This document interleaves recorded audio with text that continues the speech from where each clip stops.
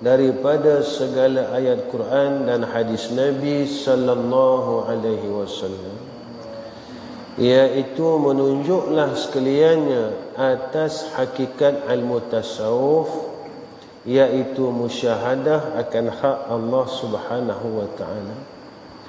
Ada hakikat ilmu tasawuf mengekalkan pandang, mengekalkan pandang, mengekalkan rasa akan kewujudan Allah walaupun di mana pun berada, yakni mengekalkan penyaksian dan mengekalkan rasa wujudnya Allah di mana pun kita berada. Hak Allah Ta'ala yang mana? Yang wahidul ahad, alladzi lam yalid wa lam yulad wa lam yakul lahu kufuwan ahad.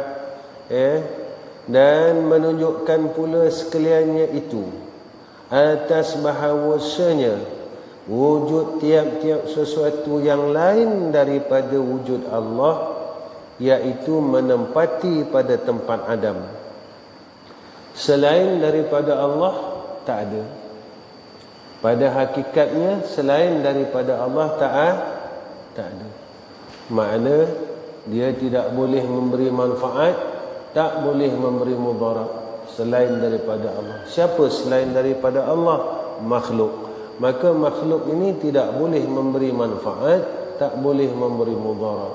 Makhluk ini tidak ada kuasa yang mutlak. Makhluk ini tidak ada iradah yang mutlak.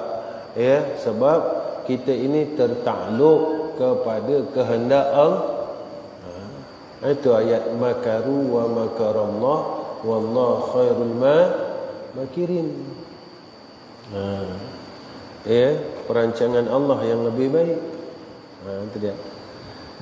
Kerana hilang wujud sekaliannya itu pada ketika zahir wujud hak Allah Ta'ala, bila mengekalkan segala penyaksian ni tadi, dan mengekalkan rasa adanya Allah pada setiap keadaan, setiap masa, setiap tempat, pada ketika itu hilanglah segala yang ada selain Allah. Jadi hidup jadi tenang, jadi senang, hati itu tak ada gelisah. Allahumma wafiqna li ta'atika waghfir lana wa'fu 'anna warhamna ya arhamar rahimin. Musannif ini dipanggil jumlah doa ya. Musannif mendoakan kita, ya Allah, berilah taufik atas kami, bagi berbuat taat kepada Engkau. Ampunkan dosa kami, maafkanlah daripada kami, kasihani kami ya arhamar rahimin. Al-faslu tsani fima yushahiduna bi qulubihim min wujudil haqqi wa ghairihi. Ini satu pasal pada menyatakan barang yang musyahadah mereka itu akan dia dengan segala hati mereka itu. Jadi penyaksian ni dengan mata hati yang bersih. Walaupun mata kita yang zahir ni tak rabun, tapi mata hati kita rabun.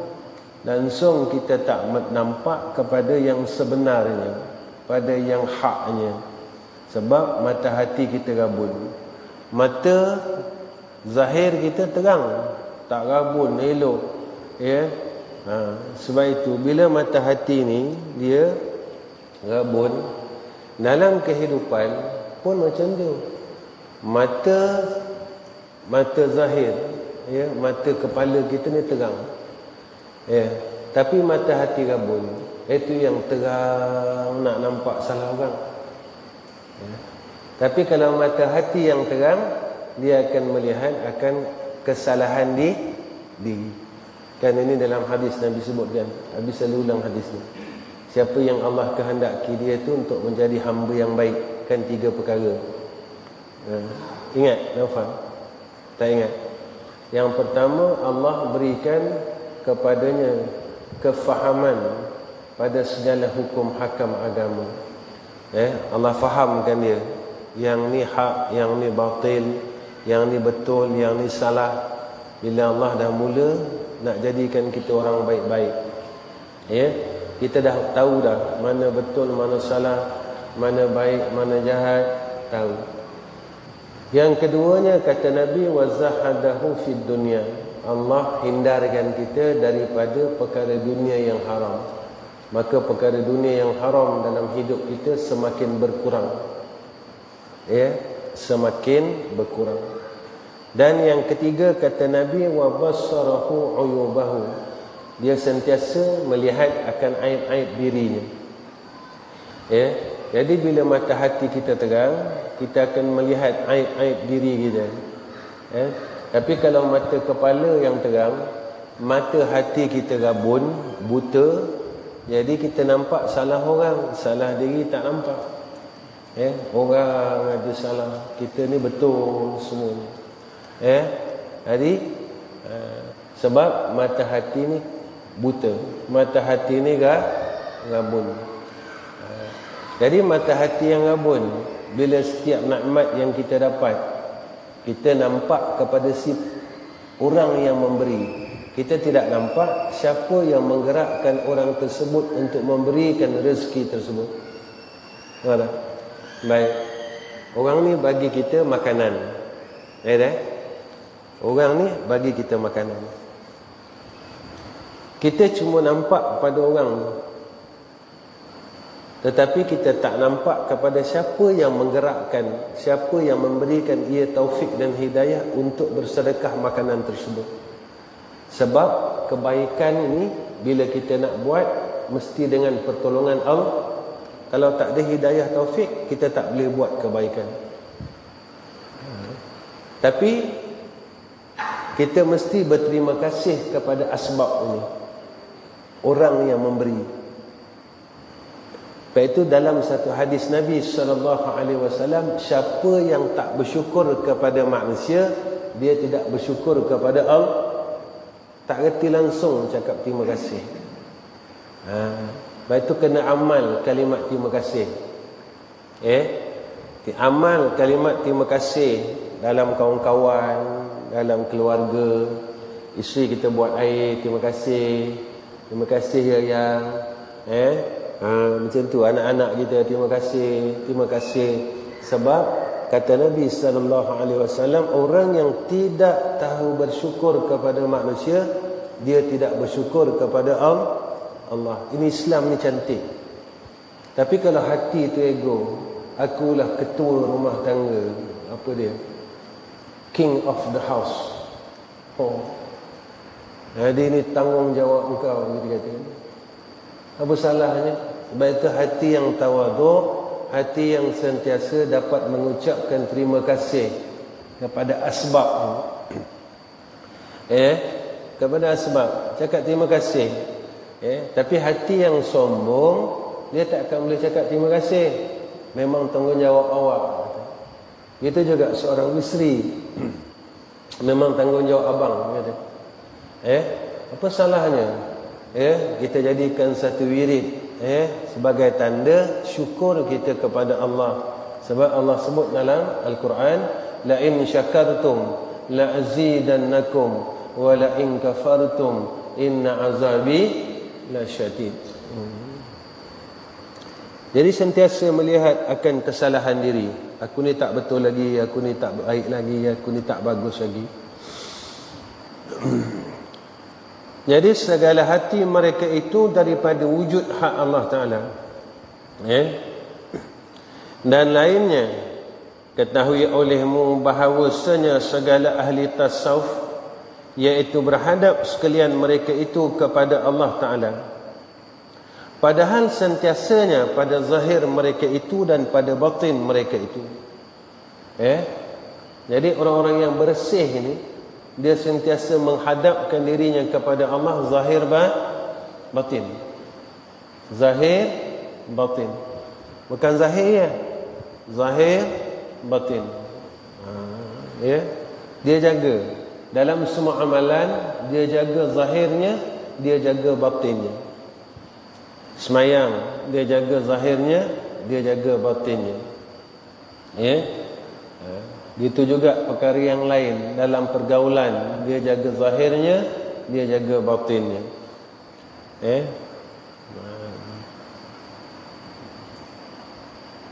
Kalau lah dapat beramal macam tu kan, bahagia hidup. Mana tak? Bahagia hidup ni memang bahagia. Tapi sebab kita ni jahat, baru kita tahu aku ni tak boleh. Maknanya kita ni jahat. Jahat. Bila orang jahat ni memang dia takkan tak boleh. Dia tidak terdorong kepada kebaikan itu. Sebab masih jahat. Mana kita ni masih jahat. Amarahnya tinggi, pemarahnya tinggi, tamaknya tinggi, semuanya tinggi. Itu kena mujahadah. Jadi mujahadah, kena sungguh-sungguh mujahadah, untuk beroleh istiqamah. Maka segala zahir mereka itu, zahir dia, orang-orang ini buat apa? Berhadap kepada Allah dengan berbagai taat dan ibadat dan khidmat. Zahir orang-orang yang bersih ni, mereka buat ibadat, taat, khidmat, kepada Allah, hablum minallah, hablum minan nas. Jadi buatlah apa-apa khidmat, taat dengan dua ibu bapa. Sepatutnya kalau anak dah besar, mak ayah ni dah senang. Sebab kalau mereka ini tahu tentang hak-hak seorang anak, ayah dan mak dah rehat. Kalau tahu tentang hak-hak seorang ibu dan seorang ayah. Dan sebab sentiasa melakukan taat, ibadah, khidmat, buat apa-apa khidmat yang mendorongkan kita menjadi insan yang saleh, maka kena buat perkara yang saleh. Dan batin mereka itu berhadap kepada Allah dengan sidik, benar, hatinya benar dan ikhlas. Hati dia benar, hati dia ikhlas dan yakin dengan Allah. Batin dia sentiasa benar, dalam amalan benar, dalam perkataan benar, semuanya benar, ikhlas, yakin. Tiga perkara ni jangan tinggal. Sidik, ikhlas, yakin.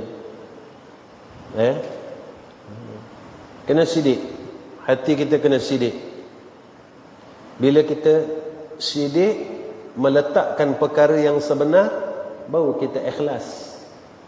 Tapi kalau kita tak nampak perkara yang sebenar, kita tak boleh ikhlas. Sebab tak melihat kepada perkara yang sebenar. Apa perkara yang sebenar? Akhirat. Nampak perkara sebenar. Kenapa aku salat? Perkara yang sebenar. Sebab aku nak dapat kebaikan di akhirat. Perintah Allah itu satu. Perintah Allah itu satu. Syurga neraka itu satu. Tapi kita berkehendakkan kehidupan yang baik di sana. Bila kita nampak benar dalam amalan, di mana hala tuju yang benar, tempat yang benar, pada ketika itu baru kita mengikhlaskan diri semata-mata kerana Allah. Dan tak mungkin orang yang dapat ikhlas jika mereka ni tak yakin. Macam mana nak ikhlas kalau tak yakin? Orang yang boleh ikhlas, tentu dia telah yakin dengan apa yang dia benarkan. Kalau dia sendiri pun tak yakin apa yang dia benarkan, macam mana nak ikhlas? Ketika tiga perkara ni dah ada, sidik, ikhlas, yakin, ketika itu dia dapat anugerah daripada Allah. Dia dapat anugerah demi anugerah, satu. Bila dia mula dapat anugerah itu, ketiga-tiga perkara ini bertambah naik.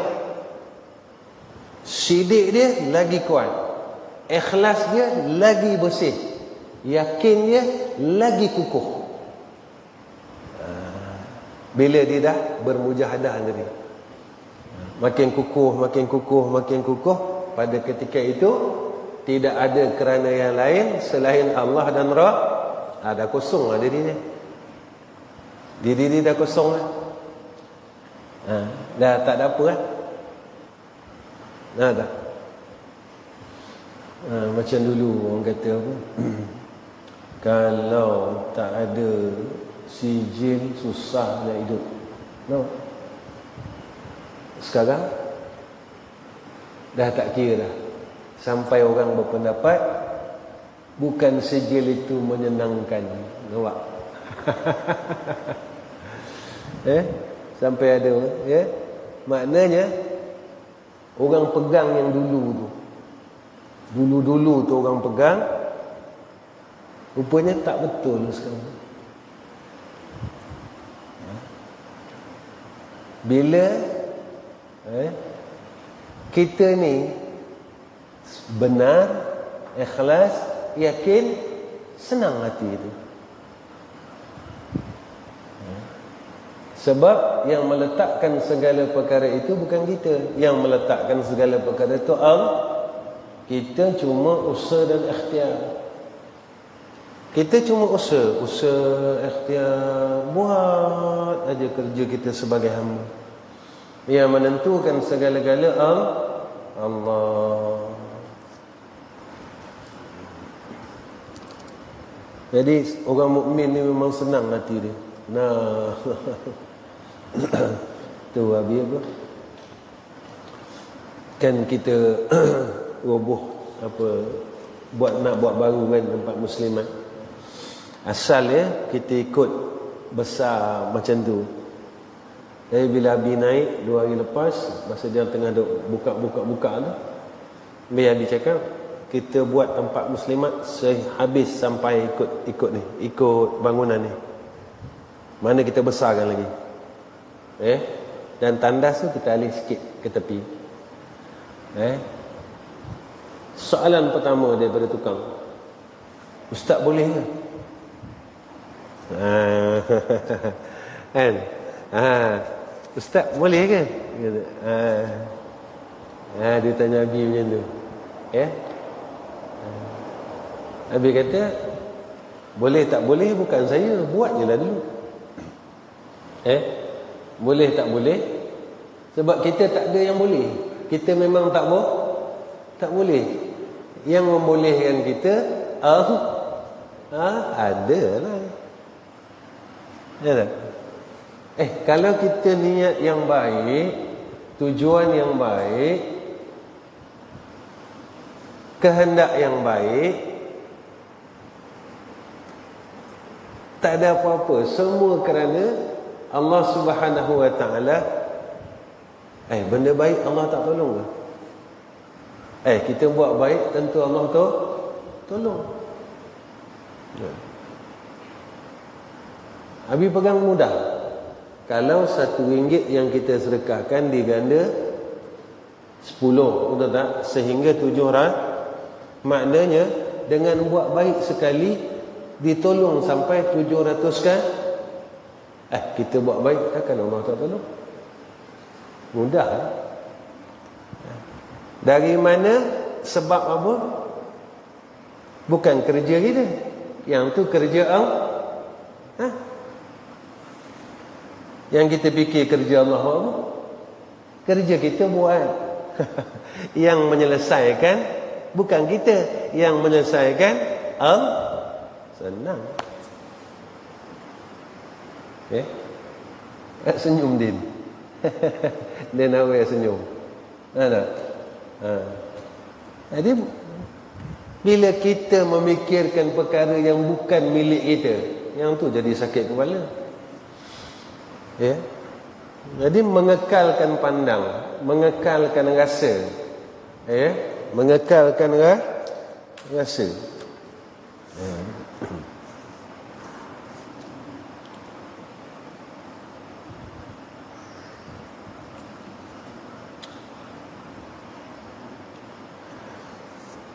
Itu wirid apa kita baca lepas solat, perasan tak?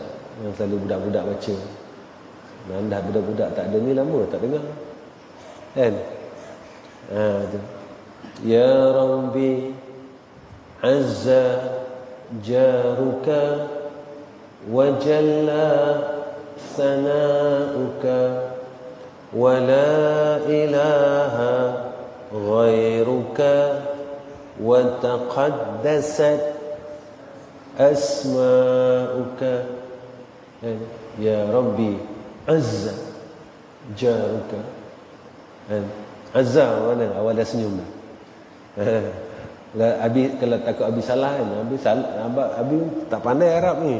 Abi cakap Arab pun orang Arab tak faham. Ini kalau tak betul kan kita betul kembali kan. Ya Rabbi azza jaruka, wahai Tuhanku azza jaruka. Ya, tingginya kan. Azza kan.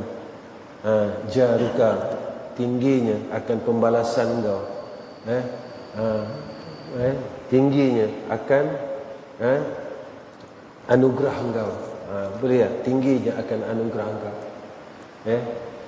Wa jalla sana'uka, dan agungnya, jalalnya akan puji-pujian atas engkau.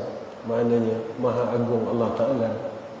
Wa la ilaha ghairuka, dan tidak ada Tuhan melainkan engkau.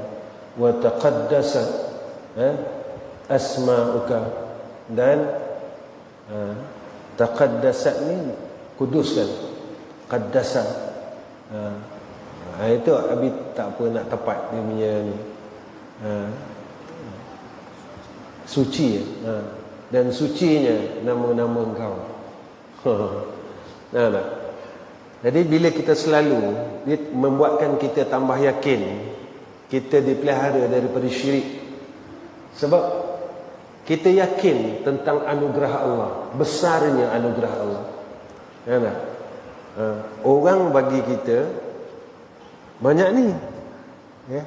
Allah bagi kita, bila Allah kasih seluruh pembendaharaannya, kau nak apa? Sayyidina Rasulina Muhammad sallallahu alaihi wasallam ditawarkan Bukit Uhud menjadi emas. Bukit Uhud bukan kecil tau. Yang bukit kecil itu bukit pemanah, Jabal Ruman. Jabal Uhud ni panjang. Tapi dalam hati Nabi kosong. Kalau kita macam mana Kerol? Datang malaikat, Kerol, kau nak tak aku bagi emas 100 kilo?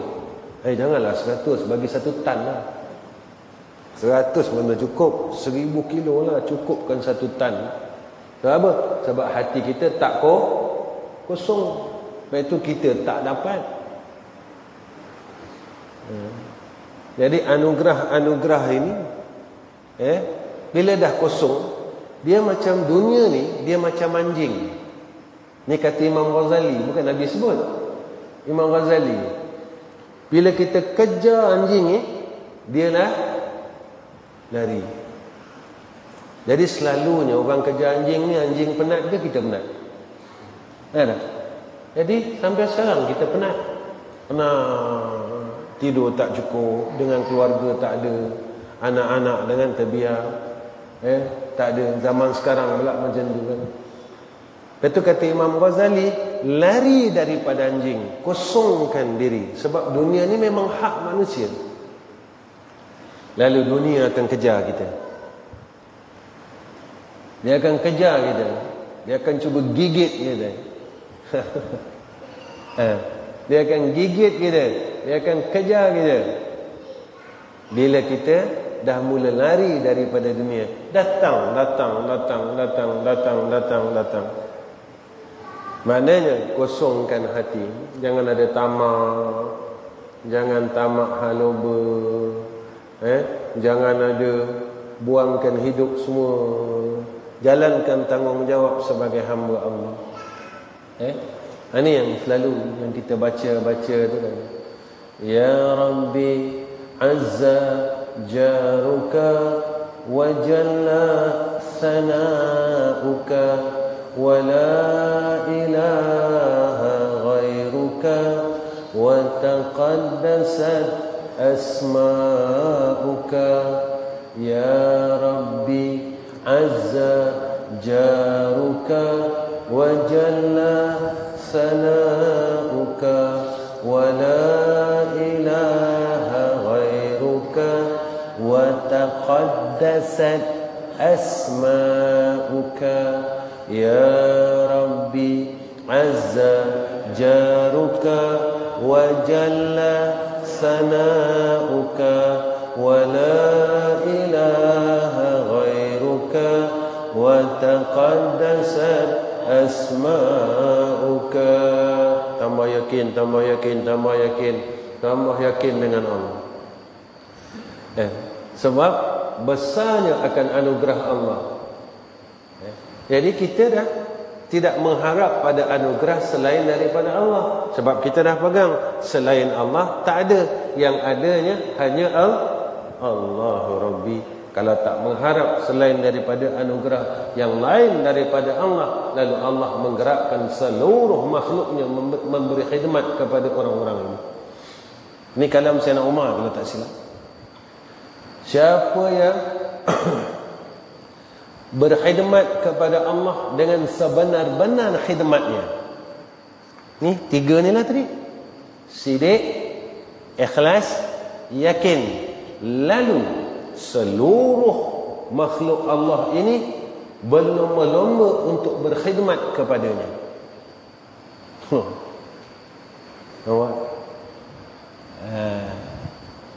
Seluruh makhluk Allah berlomba-lomba berkhidmat kepadanya. Ya? Masing-masing nak khidmat. Ya?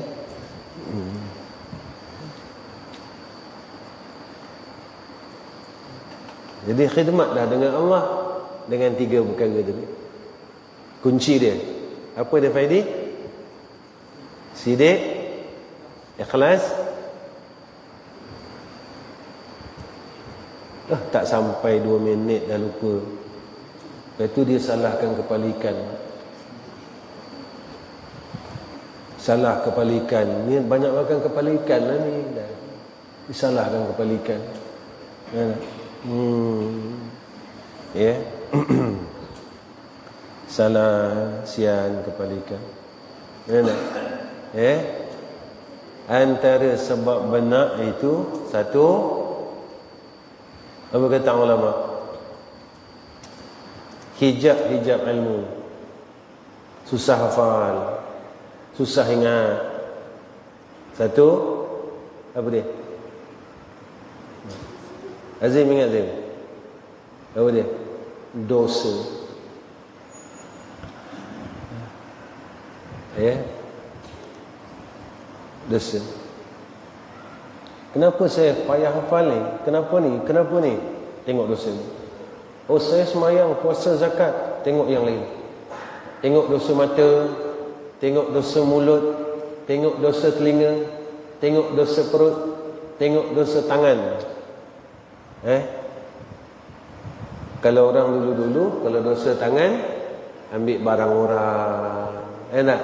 Pukul orang. Sekarang dosa tangan dah luas. Apa dia? Sekarang dah ada media massa, Facebook. Kita share cerita yang tak betul sebelum kita tahu yang cerita itu tak betul. Kita main kongsi cerita tak betul. Kita kongsikan gambar-gambar yang membuka aurat. Jadi dosa ni jadi luas, dosa tangan. Dosa tangan ni jadi luas. Dosa kaki. Tengok dosa-dosa ni. Bila dosa banyak, mula. Ni antara asbab-asbab bahawa dia terhalangnya ilmu. Hijab ilmu antaranya dosa. Yang kedua, adab. Yang ketiga, iaitu menuntut redha masyaikh. Jika tak ada redha guru kita, jadi terhijab ilmu. Ada terhijab ilmu. Dia ada kisah dalam bab cerita hikayah penuntut ilmu ni banyak. Banyak. Ada satu kisah seorang murid yang mengiktiraf gurunya. Dia iktiraf gurunya, dia cela gurunya. Walhal perkara yang dia dengar ini tidak sahih. Lalu dia balik.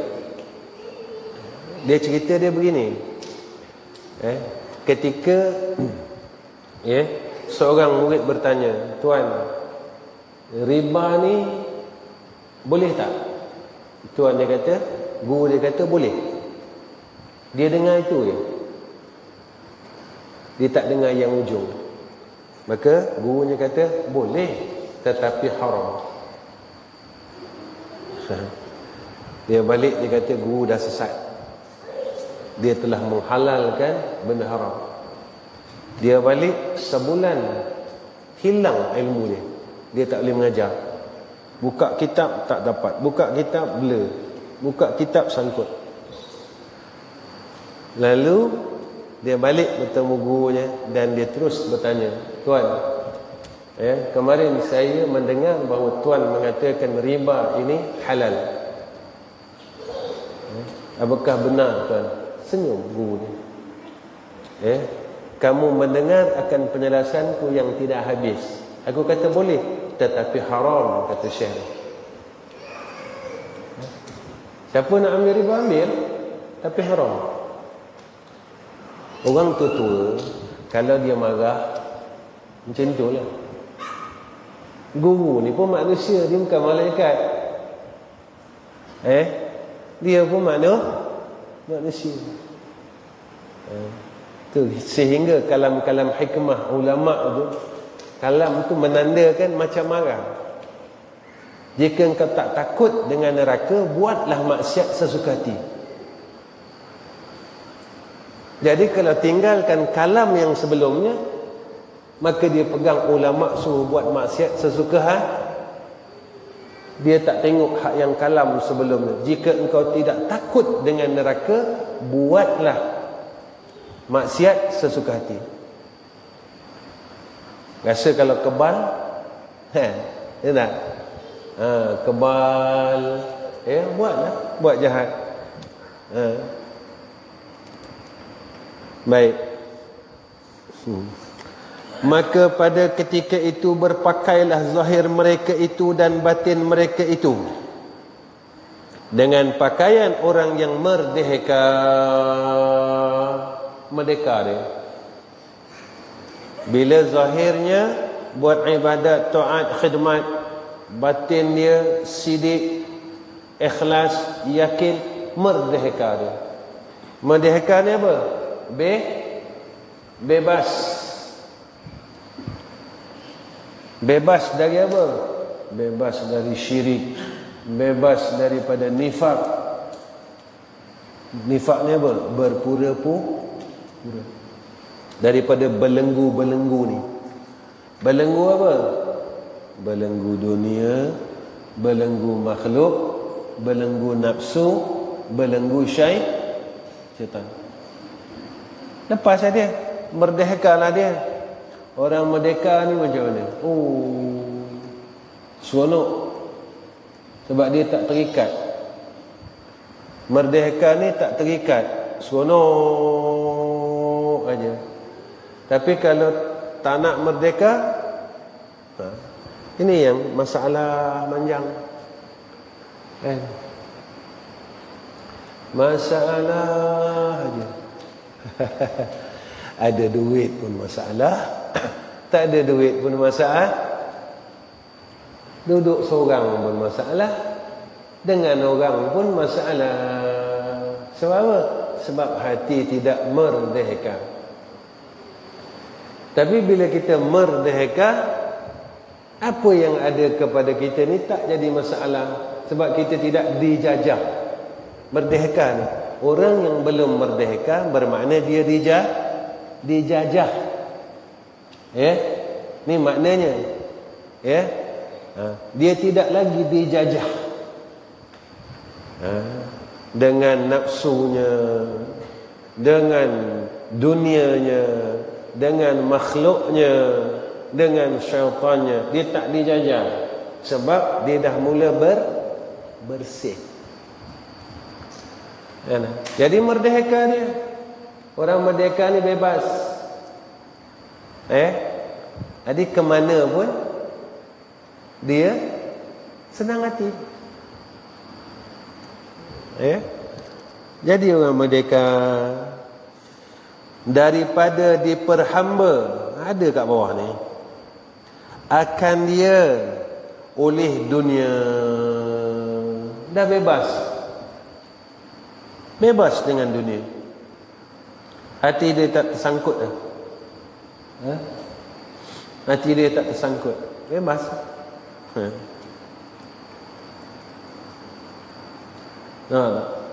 Sebelum PKP, nampak? Kalau orang nak kahwin, nampak? Mesti buat grand-grand. Ya tak? Ya dah? Joget Hindustan yang tema dandut, betul tak? Tema Hindustan, tema cowboy.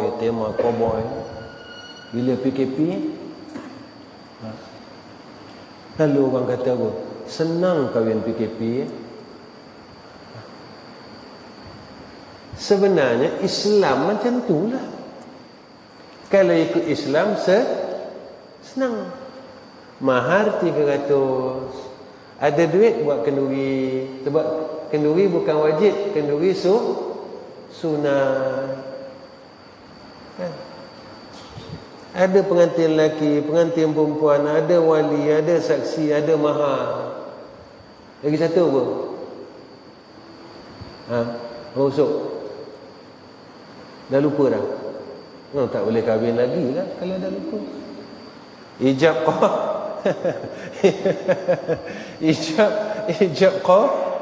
qabul. Mana kalau ikut Islam mudah tak? Jadi orang tak nampak. Orang kata apa? Kahwin masa PKP ni mudah ya. Banyak benda yang Allah didik kita sebenarnya. Kalau ikut Islam sebenarnya mudah. Yang susahnya tak ikut Islam. Sebab itu rukun dia itu aja. Itu aja. Jadi orang yang tak ada duit pun, orang miskin pun boleh kahwin, orang kaya pun boleh kahwin kalau mengikut Islam.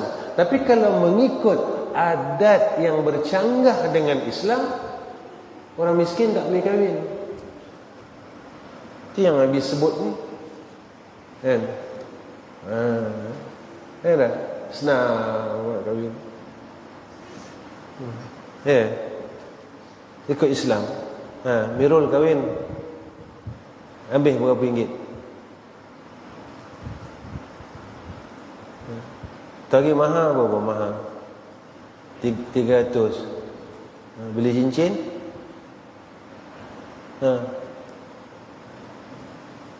Mahal 300, cincin 400. Tak sampai 1000. Dah nak keluar 4. Nampak? Kahwin tak sampai 1000 ringgit. Keluar 4 anak dia sekarang. Nikah kat masjid ni. Kat masjid. Habis ingat lagi dia nikah. Dia gelak. Habis nak sebut pasal nikah dia gelak. Habis jumpa dia kat bawah. Dia dengar cakap siapa tak tahu. Sunat pakai inai. Jari mana kau pakai dulu? Jari kiri ke kanan? Kanan. Dia pakai ni kat sini, ibu jari satu, lagi satu mana? Ni telunjuk satu. Tak silap lagi. 2 ni. Ni nak naik nikah ni. Terserempak lagi kat bawah. Dia kata apa? Orang cakap sunat orang lelaki pakai inai 2 jari. Habis cakap kalau tak hilangkan inai ni, Habis tak ada dalam majlis ni. Sebab ada perkara yang haram. Orang laki-laki haram memakai inai. melainkan kerana penyakit. Sebab yang boleh pakai inai perempuan. Jadi kalau mula kahwin dah ada benda haram, macam mana nak berkat? Tak kahwin lagi dan buat benda haram. Ya tak? Jadi bila perkahwinan ini dia mula baik, dimulakan dengan mengikut agama Allah. Nak buat kenduri besar tak salah kalau ada duit, sebab tidak ada paksaan. Tapi kalau dah tak ada duit, sampai jual-jual motor buat apa? Lepas kenduri naik bas, motor dah jual. Ya tak? Ikut Islam tu senang. PKP ni sebenarnya banyak ajar kita, banyak mendidik kita mengikut fitrah. Mengikut fitrah ini apa? Mengikut Islam. Kalau ikut Islam senang. Pakaian Islam, kehidupan Islam, didik anak secara Islam, senang. Ya tak? Sekarang ni ada kalau apa nikah, kalau PKP lockdown tu nikah pakai Zoom. Dah pakai Zoom. Lagi banyak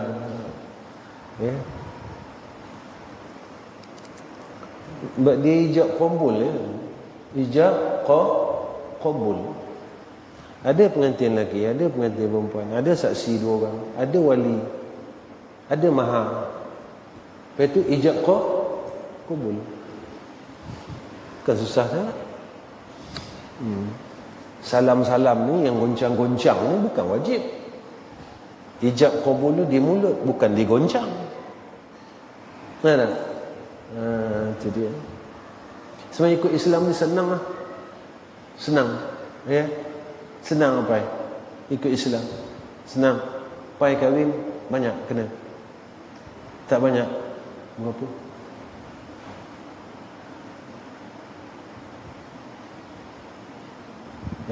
Tak ingat? Banyaklah tu kalau tak ingat.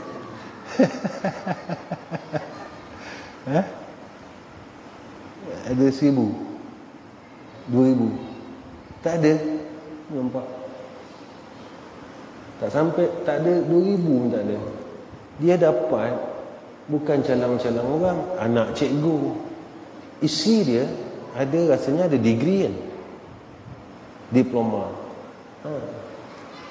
Ikut Islam ada anak seorang. Kalau tak ikut Islam,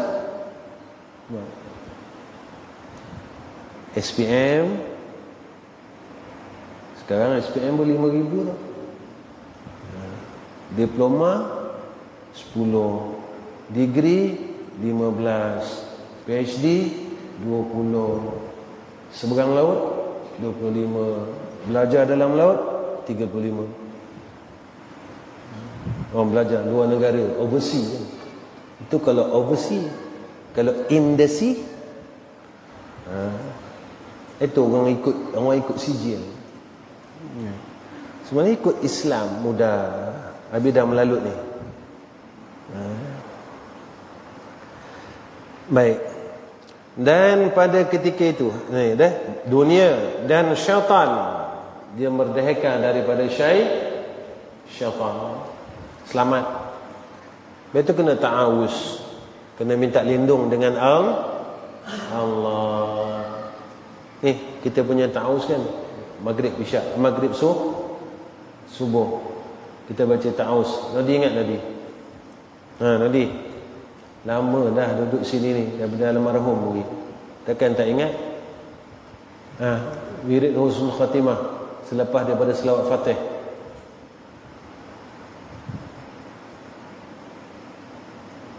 Waduh. A'udzu billahi as-sami'il 'alim minasy syaithanir rajim. Wallahul khaliqul bari'ul musawwir lahul asma'ul الحسنى يسبح له ما في السماوات والأرض وهو العزيز الحكيم. Betul ni Ron? Betul ya? Lepaskan diri dari syaitan dan hawa nafsu,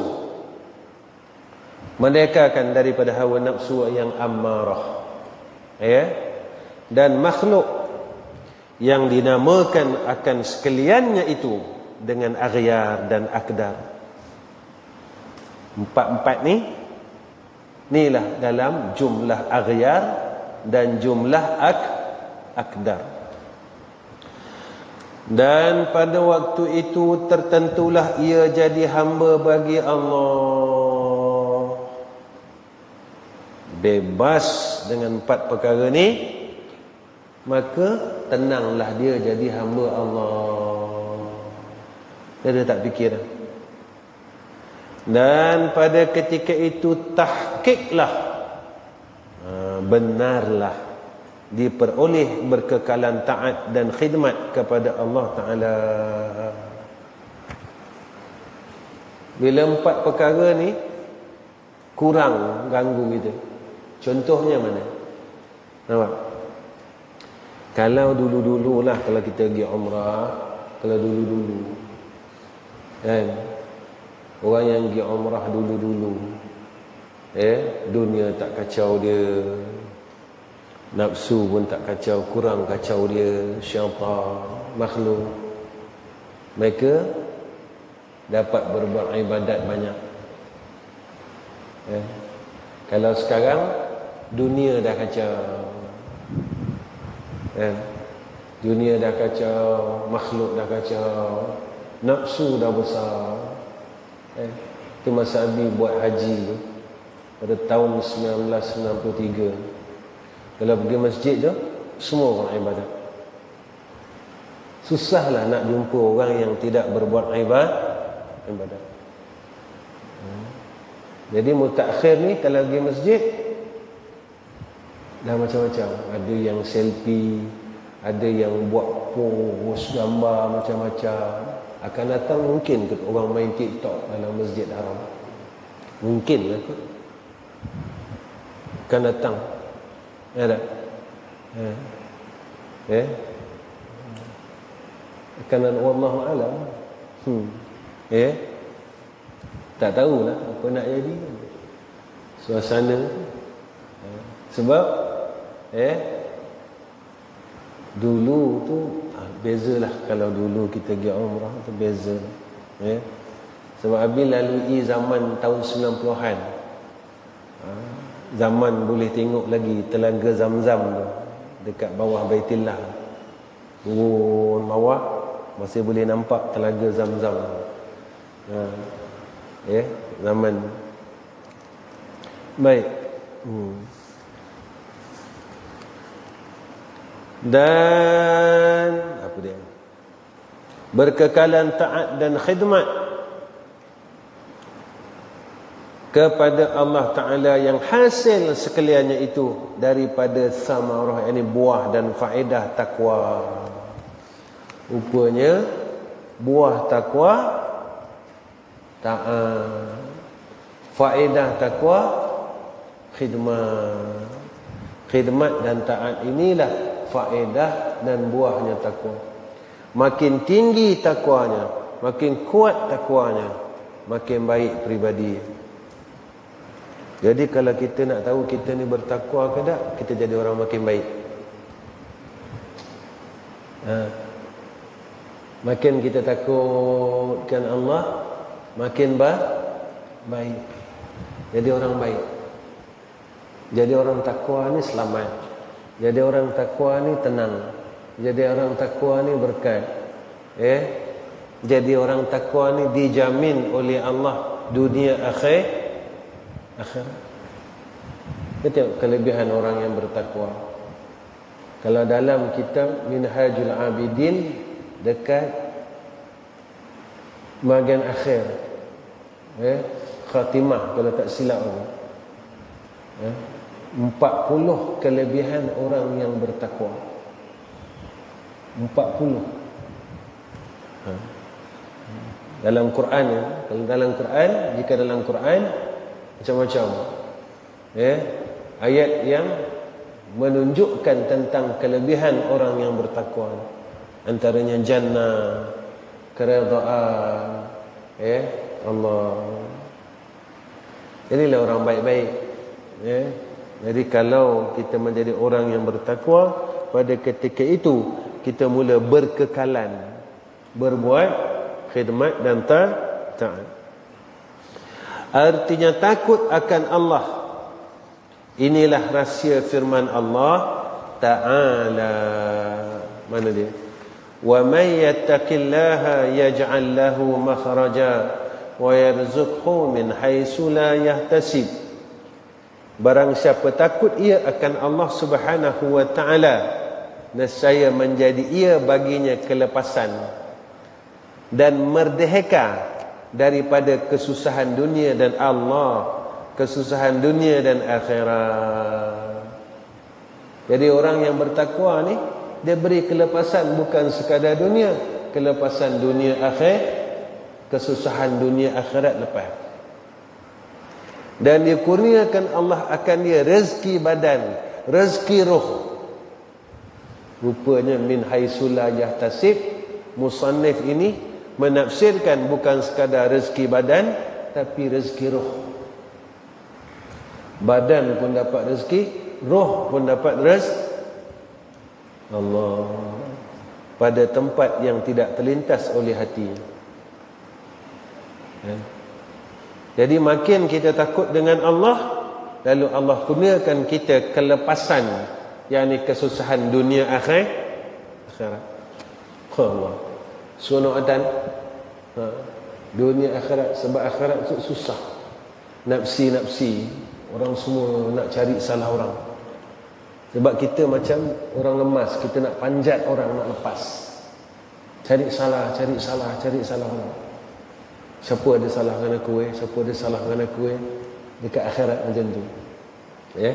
Sebab itu, antara wirid sebelum tahajud tu ada ta'awuz, minta kelepasan kesusahan dunia dan kesusahan akhirat. Dia ingat dia yang Allahumma inni a'udzubika min dhiqid dunya. Cuba baca.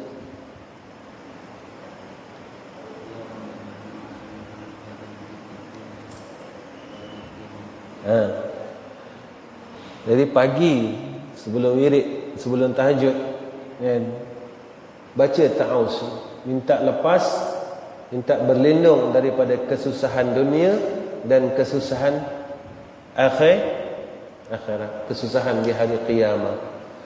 Allahumma inni a'udzubika min dhiqid dunya wa dhiqi yaumil qiyamah.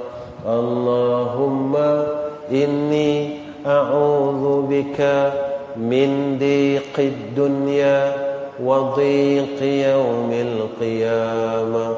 Allahumma inni a'udzubika min dhiqid dunya wa dhiqi yaumil qiyamah. Allahumma ya Allah, inni semuanya aku a'udzubika, aku berlindung dengan engkau, min daripada dhiqid dunya, kesusahan dunia ya Allah, wa dhiqi dan kesusahan yaumil qiyamah, hari kiamat. Minta berlindung daripada kesusahan dunia dan kesusahan akhir. Kalau tak tidur pukul 3 pagi kata, pukul 3 pagi malam tu korang rajin yang tak tidur, kan? Malam tak tidur, kan? Sampai pukul 4 pagi tu bacalah Allahumma inni a'udzubika min dhiqid dunya wa dhiqi yaumil qiyamah. Baca 3 kali waktu sahur. Kenapa pula? Sebab antara tempat mustajab doa waktu sahur.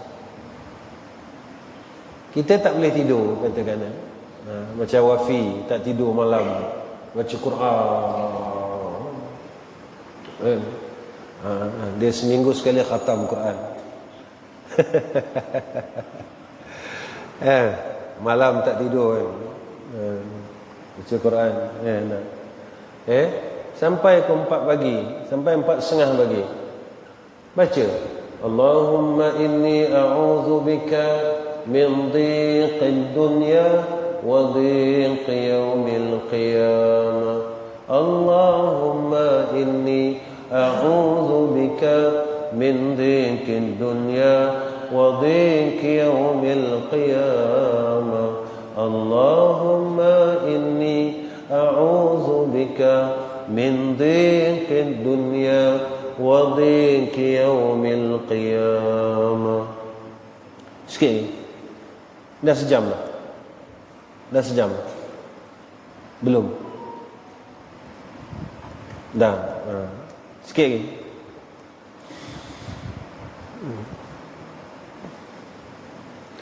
Dan jadi cemerlanglah zahirnya. Jadi hebatlah dia. Zahirnya hebat, cemerlang. Hebat ni pada sisi Allah, bukan pada sisi manusia. Manusia ni dia tengok kita hebat kalau kita kaya, hebat, pakai kereta cantik, hebat. Allah tak, itu orang yang berjaya, kan? Yang Allah sebut dalam Quran surah Al-Mu'minun. Cuba baca Rifki. Qad aflahal mu'minun allazi. Lagi?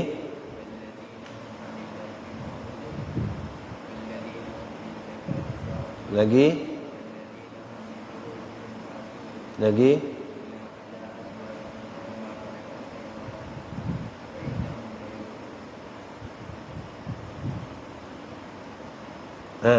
Ngulang tak kat rumah? Tak? Kan dah sangkut. Kita tengok dalam ayat surah Al-Mu'minun, ayat yang pertama. Allah tak sebut pun orang yang berjaya, orang yang beroleh kemenangan ini orang kaya, tak ada.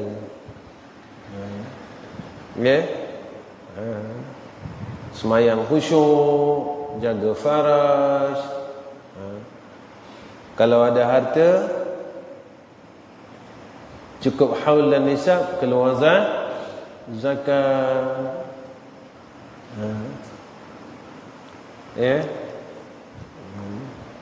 Itu pada Allah Ta'ala. Pada Allah. Orang yang berjaya pada Allah, orang yang falah pada Allah. Beza pada pandangan manusia dan pada pandangan Allah. Pada ketika itu dengan pakaian khidmat, cemerlang ni, hebat dia. Dia telah berkhidmat dengan Allah. Allah pakaikan dia dengan pakaian dan cemerlang batinnya itu dengan pakaian ikhlas dan yakin. Batin dia pula memakai pakaian ikhlas, memakai pakaian yakin. Dan patutlah berhenti. Apa itu? Esok kita sambung. Jadi kalau nak dapat pakaian khidmat, pakaian yakin dan ikhlas, kena merdeka, bebas daripada 4 perkara yang disebut oleh musannif: dunia, nafsu, syaitan, kemudian pakai pakaian, pegang sungguh-sungguh, sidik, ikhlas, yang lain Allah siapkan. Merdeka, pegang sungguh-sungguh dengan 3 sifat itu, lalu Allah memberi kelepasan akan kesusahan di dunia dan di akhirat, dan Allah memberikan rezeki badan zahir, rezeki badan Allah siapkan, rezeki ruh Allah siapkan. Senang. Kena sidik, kena benar, kena ikhlas, kena yakin. Selesai. Baik, wa akhirul kalam. Assalamualaikum warahmatullahi wabarakatuh. A'udzubillahi minasyaitonir rajim. Bismillahirrahmanirrahim. Alhamdulillahi rabbil alamin, wassalatu wassalamu ala asyrafil anbiya'i wal mursalin wa ala alihi washabbihi ajma'in.